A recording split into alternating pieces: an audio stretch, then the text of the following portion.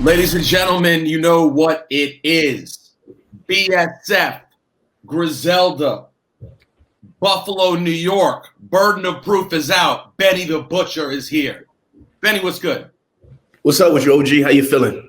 Man, I'm good. I'm excited. I'm excited for you, man. There's this. Listen, you guys drop a lot of projects, but this one's different. Like, you are clearly treating this as something different altogether. What separates Burden of Proof from the Benny we've gotten in the past?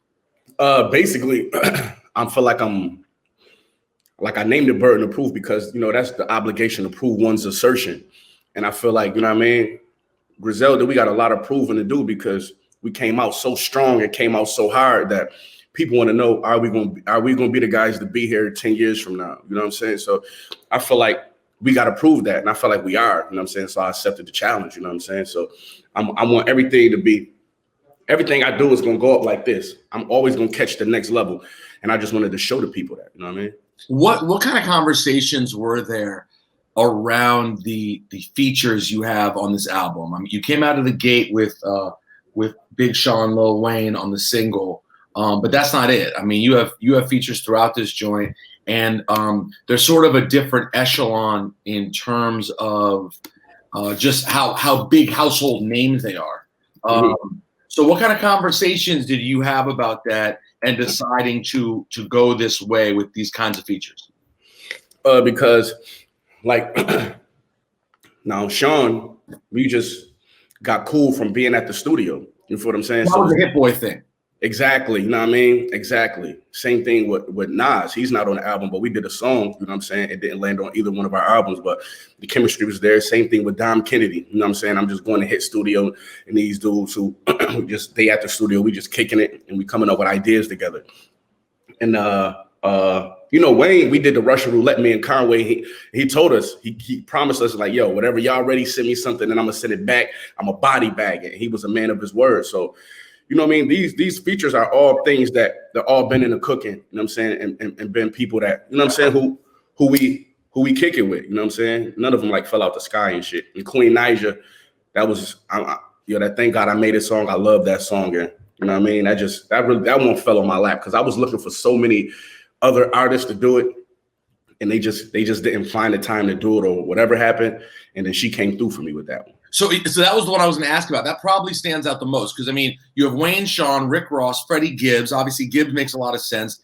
Dom Kennedy, you could put together through Hit Boy, and obviously he's an underground legend. Conway, Gunn. But yeah, Naija. So was she just someone you had in mind? How did Queen Naija come to be? Yeah, Queen Naija definitely somebody I had in mind because my girl loves her. You know what I'm saying? Like, so I'm taking my girl's advice. She didn't tell me to do it, but I'm like, okay, I need a female in the song, and I know like my girl blasts this Queen Naija shit every morning, so it's like something that they love. So I sought her out. You know what I mean? That's a beautiful thing. So then, I guess the most important piece here, really, we're sort of bearing the lead. Let's talk about Hit Boy. I mean, Hit Boy is absolutely scorching right now. Yes. Between the Nas album, his work with Big Sean, and now he did this entire album. Everything's kind of come at the same time, but how did you end up doing an entire project with Hit Boy, who, like, up until this moment, he might not have been like top of mind in terms of everyone thinking he's the hottest in the game, but he's been nice for years and years. So why did this come together? You know, hit me up. You know what I'm saying? He's a visionary. I want to say that he's seen all of this, you know what I'm saying, before it happened. He hit me up and was like, yo, let's cook. And then I came out there. We cooked some shit up. I left. He's like, you should come back. Came back. We cooked some shit up. Did that like 2 more times. Next thing you know, we was working on the album. Next thing you know, we sitting in multi-million-dollar meetings over the album. You know what I'm saying? We got something just by him reaching out to me and putting something together that had nothing to do with no labels or no managers putting us together. It was just me and him. And we filled them in. When we feel like we had like a brick on our hands, we filled them in like, yo, I need to come listen to this shit. And then everything materialized from there. Do you ever take time to think about, like, I mean, obviously you've worked incredibly hard, all of you guys have, but not a lot of people live their dreams so thoroughly. Like, there are people in the music business there are people successful in the music business, but they're still frustrated because they're not making exactly what they want to make, and or they are making what they want to make, but they're not particularly successful. You guys, you're making exactly what you want to make, and you're successful. Do you ever stop and go like, "Yo, what did I do? What did I figure out about the Matrix to get to do it just the way I want it?" Every fucking 10 seconds, man. Every 10 seconds. I'm like, what? Because this shit was such a difficult puzzle to put together for a lot of years. And then in the last couple of years, everything is all figured out. Everything that I didn't know how to do is just a phone call away. I know that comes with the fame and it comes with the money and where we at right now, but we work for that. So, that counts still. So, you know what I mean? I don't know what the fuck we did, man. You know what I mean? I'm just trying to play my position and follow the lead of the big homies. So where can you give us the layout in terms of your career? Because usually when I talk to you, it's usually you. It's so far, this is our first solo interview. It's always been you, Conway, and Gun. Right, so right. In terms of your order of meeting Gun and Conway and your BSF, the Black Soprano family, how did your relationships begin, and what's the order of all that? Oh, well, those guys is my cousins. I knew them my whole life. You know what I'm saying? So it's always been on a family level. They're just always been on a family level. Like what you see now is an evolution of what we used to do back in the day. They used to go to the studio back in the day and bring me along with them. And they was like, "Oh, you rap? You don't rap." The other niggas around there used to be, and they used to be like, "Nah, he rap." You know what I mean? I was little cuz. Even before that, it started from the tape recorder in the bedroom. You know what I'm saying? I'm beatboxing and they rapping. You know what I'm saying? I was so young and they didn't give me a chance to rap. So that evolved into this today. So and was Sheen Gun the first rapper of everyone rapping? No. I would have to say either it was either Khan or Wes. Okay. You know what I'm saying? I want to say Conway. You know what I mean? I'm not sure. Same general time that they were picking up the pad and the mic. But right, this is the thing. Wes, Conway, and Sheen Gun are all like the same age. Right. 3 years younger than them. So me being family, I'm just doing what they doing. Like they had to hang with me by default. You got to take your younger cousin with you. Because we got younger kids in our family, but I was too old to hang with the younger kids. Got it. I was a little bit too young to hang with them, but I was like tossed with them. You know what I'm saying? Got it. Even times they didn't want to take me. I was right. You know what I'm saying? So I remember that. And there's a lot of times they didn't want to take me. So were you always called Benny in the family too? Has that always been your name? My family name is Moan, M-O-N-E. My middle name is Damone. I never even said that on camera before. You know what I'm saying? So if people don't call me Benny or Chains, they're calling me Moan. You know what I'm saying? That's what my family calls me, Moan. Wow. Okay, so you as the kid, you're getting tossed in with those guys. They start rapping, and how quickly did you realize you were actually pretty good at this thing? Maybe as good as they are. Okay, when I moved to Atlanta for a while, then I came back when I was 14. And then when I came back, I was confident enough to rap around them. You know what I mean? Because I've been rapping, but I never rapped around them because they were so nice. I didn't want to, you know what I mean? I didn't want them to say, "Man, get the hell out of here." So I waited till I was nice with it. So from about 14, and then, from 14 to all the way to maybe like 19, I'm rapping, I'm following, I'm tagging them along. But now I probably like started my own shit when I was like 19, 20, you know what I'm saying? And the Black Soprano family came. I was in prison one time and it was back and forth going through this shit. I started Black Soprano family in 2012. And that's just the same people who've been around me, the same people who've been around Wes, who've been around Khan, who've been around Griselda or Street Entertainment. That's what we was called before Griselda. Those are the same dudes, you know what I'm saying? It just so happens Wes going to jail, Conway going to jail, I'm going to jail. It's like, so sometimes I found myself out in the streets with none of them. So I just doing my own shit. I'm naming it Black Soprano family. You know what I'm saying? That's how basically Wes started Griselda, because we was all Street Entertainment, but we are in and out of jail. He probably found himself in Atlanta by himself, and Conway shot up. I just came home. So he like, "Man, I got to do something on my own." So that's how that shit started. But we always was together. So I'm pretty sure when he got everything off the ground, he like, "Benny, come back over here. Let's," you know what I'm saying? I got shit going on. So BSF is not the kind of thing, like sometimes you have artists in a label, then they go out and find their own. That's not what BSF is. Y'all, they were always right there amongst. Always right there. Always. Conway and Rick Hyde, they got their own relationship. You know what I'm saying? They got their own relationship. A lot of people don't know, like, those dudes probably even closer. Rick Hyde and Conway probably even closer than me and Rick Hyde is.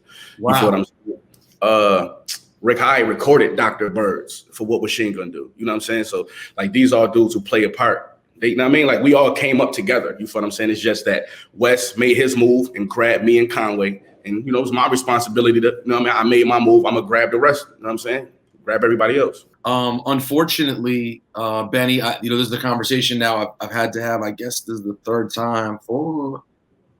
or fourth time, which is the passing of DJ Shay, who was such an important piece for you guys, running his studio in Buffalo, and just the role that he played in the lives of Gunn, of Conway, of yourself, of Armani Caesar, of all you guys.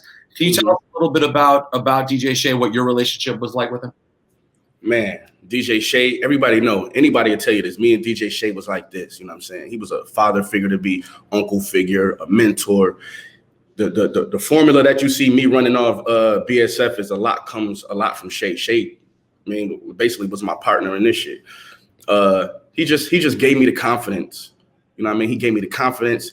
He gave me that work ethic that everybody see me with today. That come from DJ Shay coming picking me up in the morning, every day taking me to the studio. And I'm like, yo, bro, like, you don't gotta come get me every day. He's like, yo, why? He's like, don't never sleep past 10 o'clock. He's like, what you sleeping past 10 o'clock for?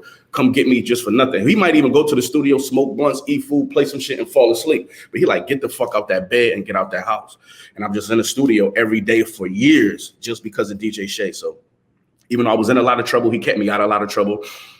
He always spoke what was on his mind to me. He gave me information about, like, females, like, you know what I mean? Like, we was young kids.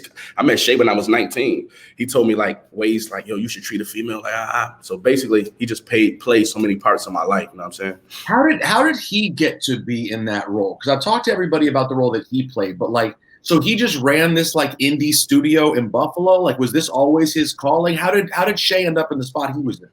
Now, DJ Shay was a DJ. He was like 40. He like, I don't know. Shay was way older than us, in his mid 40s.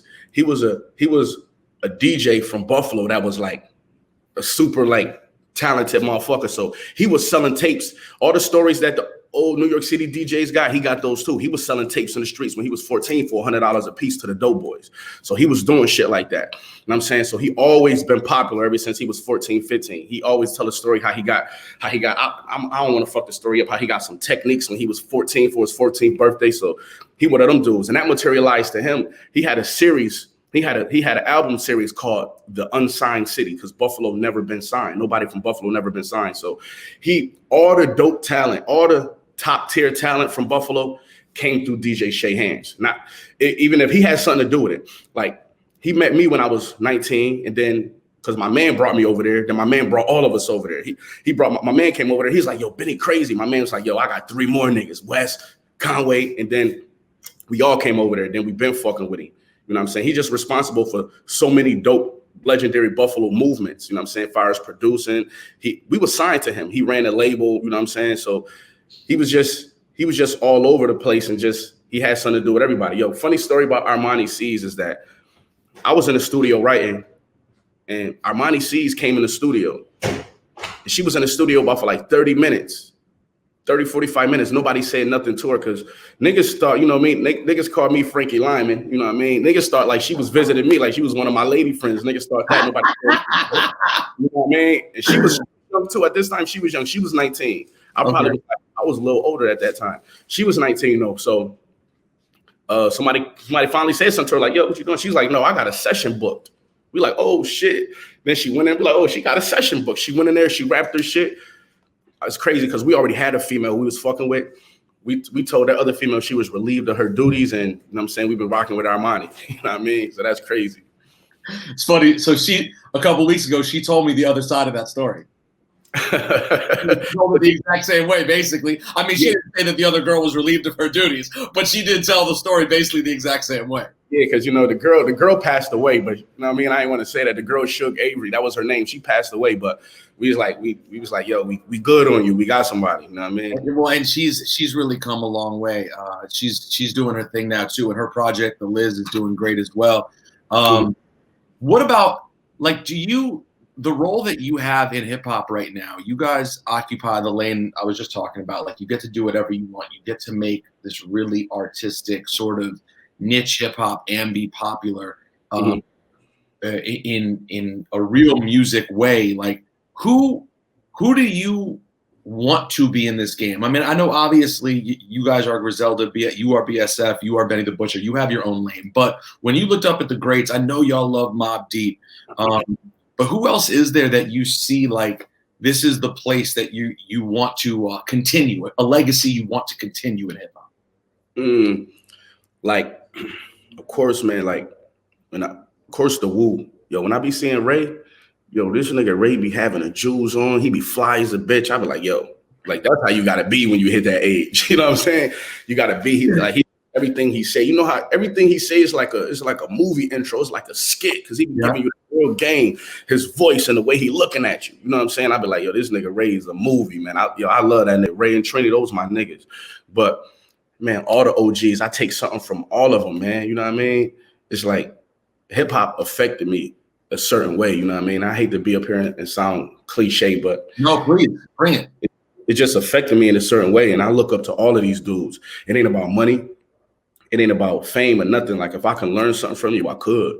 From G-Rap all the way to the Mob, all the way, you know, we was out there in Wyoming with Ye, you know what I'm saying? And I'm just sitting back learning, I'm absorbing everything, you know what I mean? And I just appreciate being a part of this thing of ours called hip hop, because, you know what I'm saying, this is, I get emotional about this because a lot of people, I was dead broke, not doing nothing, not even in the game, watching niggas disrespect the art of hip hop. You know what I'm saying? I never liked that. That never sat with me. What do you see as disrespect for the art of hip hop?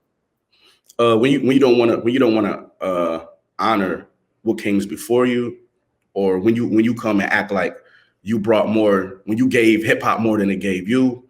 When you act like you don't gotta, like, it should be rules in this shit. You feel what I'm saying? It shouldn't be like concrete rules, like you can't do this or you can't go here. But you know what I'm saying? Hip hop needs to be an institution where we got you know what I mean? When we got people like a panel, like, you know how the NFL got the NFL Players Association and shit. Like, we need something like that in hip hop for a multitude of reasons. Like, nobody gave us no financial literacy classes or nothing like that. Like, we poor niggas from the hood with a ton of money. You feel what I'm saying? It's like we need to like strengthen this more from the core. You know what I'm saying? And when people disrespect it, like they the best thing that ever happened in hip hop, they're like, that's bullshit to me. So, like, you've gotten to be around guys who have made it as high as humanly possible, in Marshall and in Hove. And Kanye too, though he is a different kind of cat. There's no way around it, particularly right now. But Hove and M both have such crazy respect for hip hop. Like, and were you able with either of those guys to have conversations with them about like actually just the culture? Because they're both such culture cats. With Hove, definitely. You know what I'm saying? And I think. Even though me and M ain't get to kick it about that, I kind of feel like they sensed that with us. You feel what I'm saying?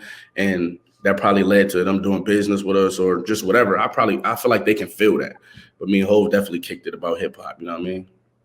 Yeah, he cares about it, man, like in a really deep way. And I'm glad you said that because, you know, ultimately that is a really important role for you guys, because without cats out there who are successful and doing real-ish, it can die. Like that's why people like myself, I've had moments where I've alienated people because I've gotten defensive. And yes, I understand I'm not the perfect vehicle to have the voice. You know what I'm saying? It really shouldn't be me. It can't be me. It can't be a white media guy who's saying, no, these aren't the rules. That's not my job. But I have learned enough to have these moments where you see things, you're like, this is a violation. This isn't what the game was supposed to be. So by you guys existing and being successful, you're able to sort of show that there's a way to do this about the art. You don't have to chase bags as the only, like chasing bags should not be the only reason that you get into this art form. It could be a reason for sure. But if you're not bringing something new, then to your point, that's a culture vulture. You are taking more than you are giving. Exactly. You know what I mean? And I never appreciated that. And I just feel like when somebody's moving in a positive way, showing you how to do it, I just hope people pay attention to that, not just pay attention to the end result, not just pay attention, you know what I mean, with this shit on my neck. You know what I mean? I tell people all the time, they be like, you got this big ass chain. I'm like, man, Wes gave me this. I ain't buy this shit. You feel what I'm saying? Don't look at the end result. You know what's funny too about the chains is that I could be wrong. This could just be my nerdy, hip hop tendency. I've always seen your guys' OD chains in their own ways, in your own way, as not being about money, but actually about being homage to hip hop. That's how I've always kind of thought. Exactly. That's the Dookie Rope old school hip hop ish to me. Exactly. Loading up like Slick Rick and them boys, you know what I'm saying? Because we looked up to them boys, you know what I'm saying? You see, he got Slick Rick on his album. You feel what I'm saying? Right. He could have got anybody. You feel what I'm saying? He could have got anybody literally for his album. He went to go get Slick Rick. You feel what I'm saying? And, we just love hip hop, and it's been good to us. Yeah, no, it really has. And you guys have been good to it too. This level of production that we've seen is unique. Even if you were to go back to Wu-Tang, for example, they were not dropping, unless there's some exceptions I'm forgetting about. They were not like dropping on a monthly, bi-monthly basis. You guys, particularly right now, are really just hitting back to back to back. Do you plan on keeping this sort of pace, or is this release going to be what you drop for a minute and then you sit back? What's your plan in terms of that? I feel like we're going to keep dropping music rapidly. Everybody know I dropped music. I dropped 3 times last year. Basically, I kind of fell back this year because it wasn't me. It was the whole team. Basically, on the business side, me and Hit Boy, I told you, me and Hit Boy had a project we was getting offered big money for, so we found the home for it. You feel what I'm saying? We dealt with it on a priority list. But I'm dropping right again. I got plugs I met too with Harry Fraud right in the tuck, you know what I'm saying? And I just want to feed the streets. I know Conway about to drop his Shady debut, and you know what I mean? We just feeding the streets. People consume music in a different way nowadays, so we just stepping up to that, you know what I mean? Like we just stepping in a role of that. And for artists out there who are learning, is business-wise, has this been really good for you guys? Like because physical is not what it used to be, though you guys do drop physicals and do well with it. Obviously, it's not what it used to be. It's a different, more niche sort of a unique experience. But for you guys, is dropping a ton of content and having tons of stuff streaming what's also worked financially? Yeah, definitely, because it's like this. Every time you drop, well, in my experience, my Griselda experience, every time we drop, you catch more people, because we not out at a ceiling yet. Where, you know what I mean, where we just every time we drop, it goes to the whole world. So we're collecting more fans every time we put out a tape. So this tape I put out collecting more fans. Plugs I met too come out, collect more fans. It was not so we just going up a hill right now. You know what I'm saying? It even works with people who are familiar with you, like. This release, I've been now familiar with you for 3 years, several years, but yet this release, for me, I'm more tuned in to the release date. Like this thing, I'm dialed in. So even with people who know you, each tape sort of builds. Exactly. Right. That's a fact. So hey, listen, man, I'm grateful for the music you guys are doing. I don't know if you're ever in New York on a Sunday, but on Sunday night, if you were to turn on my show, it's so much Griselda playing on from midnight to 2. Mm-hmm. I mean, the amount of Butcher coming and boom, boom, booms that you're hearing on any given Sunday is crazy. So you guys really helped inspire me, honestly, get more passionate about my show again. Mm-hmm. Sometimes the game needs like a certain level of energy injected into it. Right. Because we went for a while where like, I'm not saying there weren't cats putting down underground work. Like, let's be clear that the Freddie Gibbs, the Rock Marcy's, the Brownsville Cos, there have been people putting in work for sure. But you guys definitely injected some energy that I think the game needed. So grateful to you guys as well. Burden of Proof is out now. Thank you, my guy. Go get it. Yo, I love what we did with that. And I'm just blessed to be here, feeding the Griselda momentum. And this is what we do, man. The Butcher coming. I love it. Appreciate you, bro.